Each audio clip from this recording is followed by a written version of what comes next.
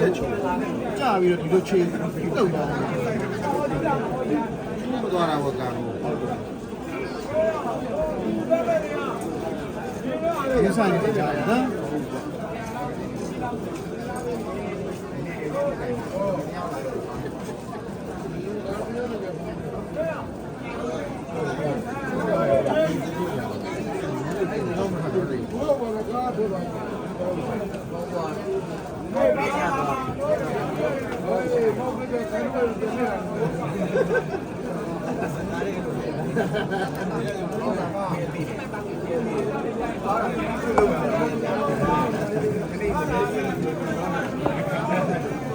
ရပါသိပြီလောက်